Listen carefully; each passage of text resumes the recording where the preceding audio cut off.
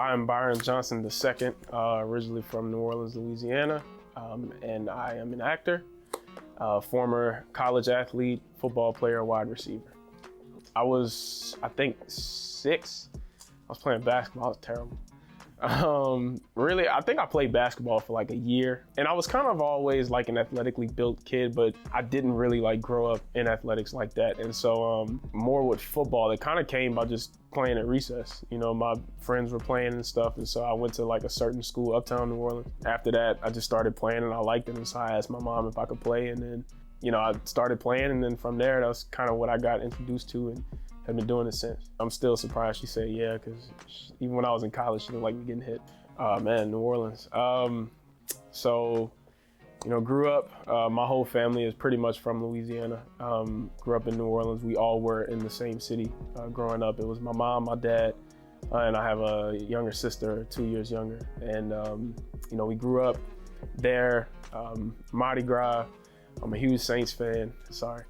The whole nine. And so, you know, we ended up staying there pretty much until Hurricane Katrina hit in 2005. There's a lot of love in New Orleans. You know, we're just used to a family-oriented place, just people having a good time, always, you know, celebrating something, having a lot of fun. That's kind of what the city is based on. And so we did the same thing. You know, I'm a church boy.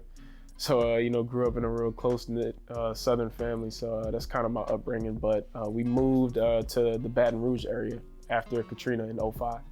And, you know, from there, pretty much had just, you know, been in Louisiana since until I moved here to Atlanta.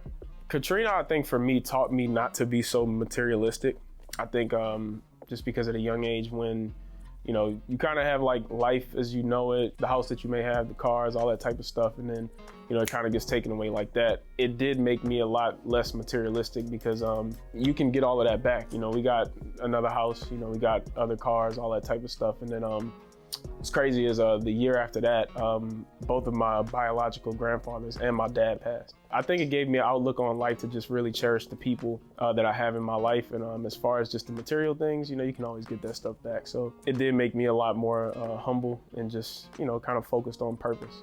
So with Millsaps was a good time. I have fond memories of it. So going back to my last year of high school, I had played receiver only 1 year. I kind of like grew late and just, you know, really was trying to figure out the game and stuff, and I really didn't have a true position. And so Millsaps at another school was really the only schools that had offered me a scholarship. And so when I went, there was an offensive coordinator there. His name was Rich Scangarello. We called him Coach Skang. He just believed in me, honestly. You know, just really gave me a lot of confidence. He saw a lot of things in me that I don't think a coach had really seen or, you know, let me know that was in there. I was always a believer in betting on myself. So when I decided to make that jump to go to Southeastern, I think about it all the time because it really was a scary thing, just because, you know, when you're walking on and you leave in a program where, you know, people know you and stuff, you kind of don't really know what's going to happen. But I really did have that faith that things were going to work out. It was hard, you know, just being on walk on and stuff. They try to scare you. They're going to try to make your life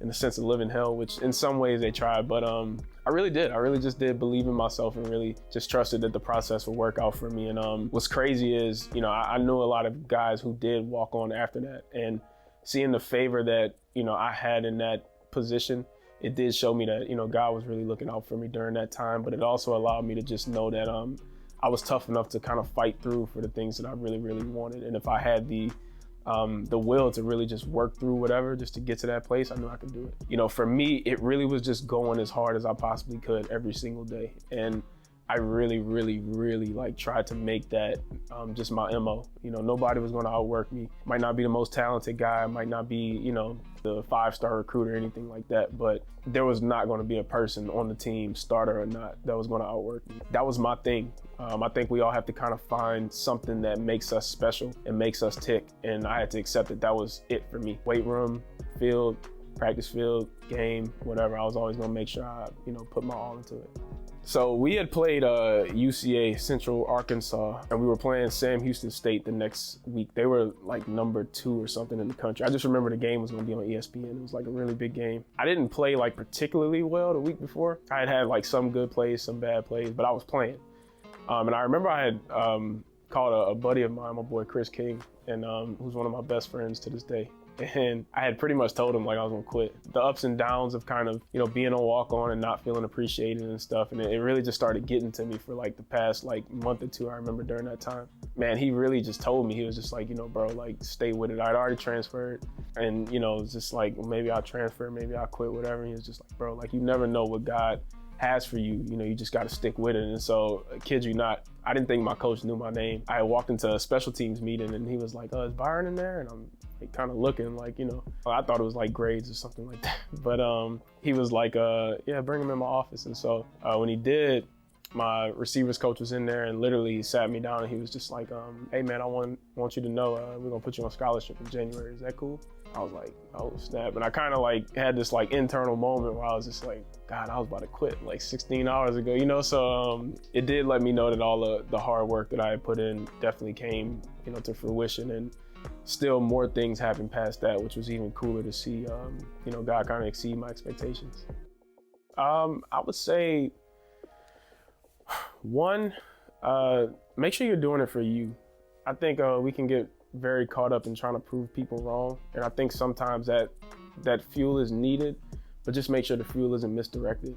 Make sure you're doing it for a reason that can sustain you and a reason that you want to continue to push. Really just believe in yourself, like whether you believe it or not, it's probably gonna be one of the easier times in your life when you kind of look at it from the grand scope, and me kind of being away from that now. And so really just making sure that, you believe in yourself, really trusting why you're there, and just work your hardest. Oof, it was hard.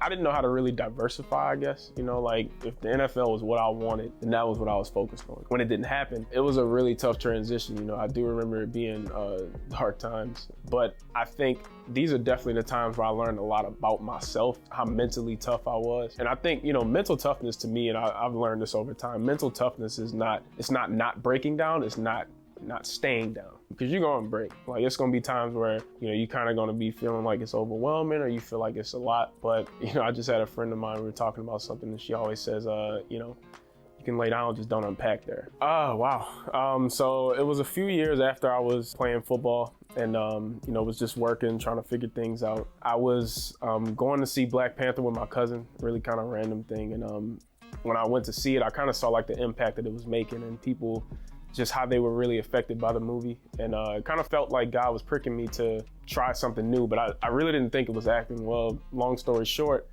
a few weeks later, my aunt had sent me a casting call for an independent film in Louisiana, and I ended up getting the lead. 2 months later, and I had an agent, and I booked my first thing out here in Atlanta, and have been doing it since. Definitely.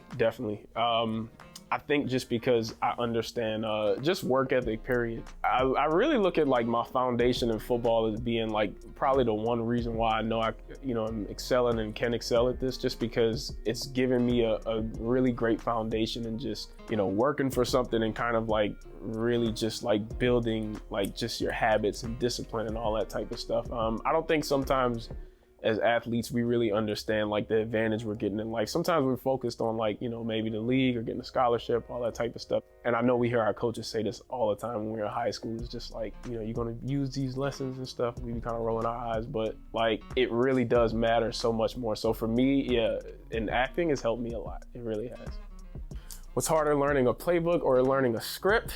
I would say the playbook, only because scripts, it's literally just words on a page. I actually don't feel like learning lines is that hard. Playbook is like, I remember my year at Millsaps, like we were in a West Coast offense spread. We were in like a wristband, so we would read it off like, whatever it was. And that was easy because it just tells you the route that you have. But when I was in like a West Coast huddle offense, it's a Z39 jet razor.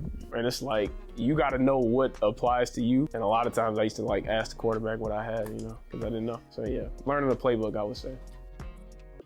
Byron Johnson II is a leader. He's a believer. He is someone who really wants to make the world a better place in the way that he can. He's somebody who really shows empathy just towards people and just situations, and really tries to be a light in every way possible.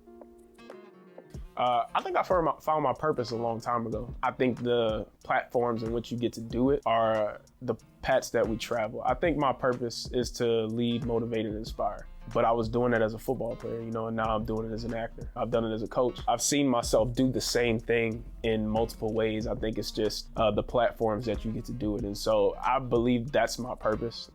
How y'all doing? This is Byron Johnson, former Southeastern Louisiana wide receiver turned actor, and this is my purpose: to be heard.